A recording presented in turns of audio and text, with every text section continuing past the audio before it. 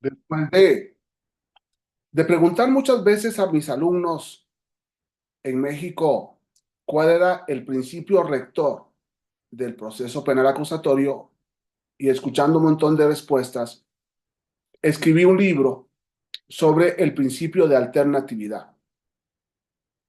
En el proceso acusatorio latinoamericano no es el principio de igualdad el principio rector.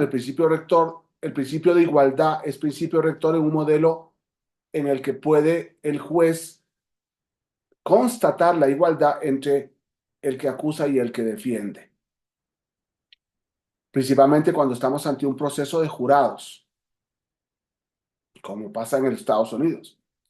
Por el contrario, en un proceso de jueces,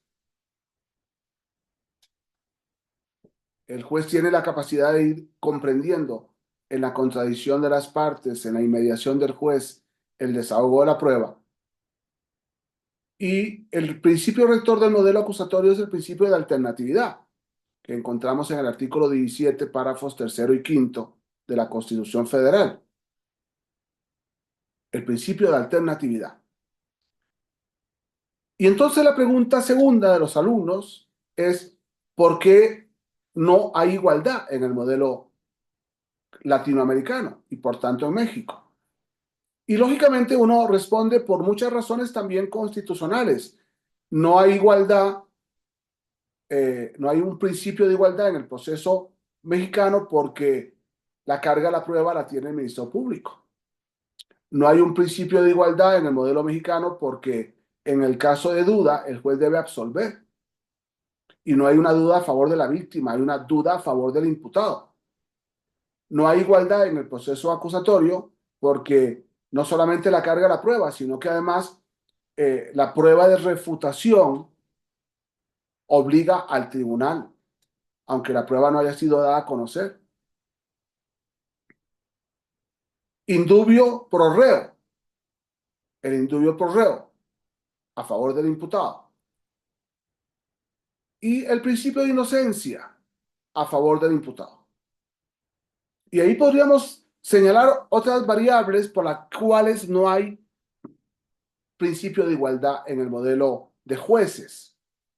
Y por eso es muy peligroso para México y Latinoamérica lo que hizo nuestro país Chile, que nos introdujo en las técnicas de litigio norteamericanas, ¿no? Porque eran la única forma de asumir el modelo acusatorio. No somos un modelo de jurados, Chile. No somos un modelo de jurados, somos un modelo de jueces que resuelven, que piensan, que conocen el derecho. Y una de las razones por las cuales este tema es cierto es porque nosotros tenemos dos artículos muy importantes en la codificación mexicana. El artículo 128, que hace referencia al deber de lealtad, y el deber de lealtad porque el Ministerio Público debe investigar para la víctima y para el imputado. Y entonces viene el 129 con el deber de objetividad y debida diligencia. ¿Qué dice el artículo 128? El Ministerio Público deberá actuar durante todas las etapas del procedimiento en las que intervenga con absoluto apego a lo previsto en la Constitución, en este código y en la demás legislación aplicable. Deberá proporcionar información veraz sobre los hechos, sobre los hallazgos en la investigación y tendrá el deber de no ocultar a los intervinientes elemento alguno que pudiera resultar favorable para la posición que ellos asumen, sobre todo cuando resuelva no incorporar alguno de esos elementos al procedimiento, salvo la reserva que en determinados casos la ley autorice en la investigación. Artículo 128 del Código Nacional de Procedimientos Penales, Ministerio Público, deber de lealtad con respecto a las partes. Pero no solamente eso, el artículo 129 nos va a hablar del deber de objetividad y debida diligencia. De modo que si la víctima le pide investigación, el Ministerio Público debe ayudarle. Y si el imputado le pide investigación, el Ministerio Público debe ayudarle. La investigación debe ser objetiva y referirse tanto a los elementos de cargo, dice el artículo 129, como de descargo, y conducida con la debida diligencia a efecto de garantizar el respeto de los derechos de las partes y el debido proceso.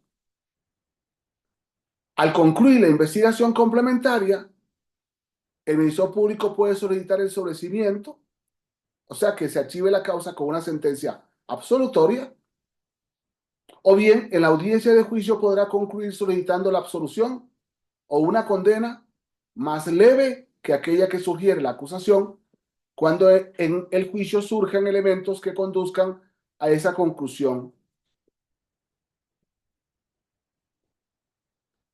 ¿A qué nos está enfrentando el artículo 128 y el artículo 129 con el deber de lealtad y el deber de objetividad? ¿A la perspectiva de género? No. ¿Podríamos nosotros analizar la perspectiva de género como una subjetivización del proceso a favor de la, de la imputada o de la víctima si es mujer? Y por tanto la importancia del enfoque diferencial del artículo primero constitucional, párrafo final, porque es muy importante que nosotros sepamos que cuando yo abro el proceso a la verdad, lo abro a la objetividad. En cambio, cuando yo reduzco el proceso a la perspectiva de género, lo abro al secreto, al silencio, a la subjetividad y por tanto posiblemente al error. Qué importante es entender el enfoque diferencial de la investigación y entender la investigación desde un enfoque diferencial.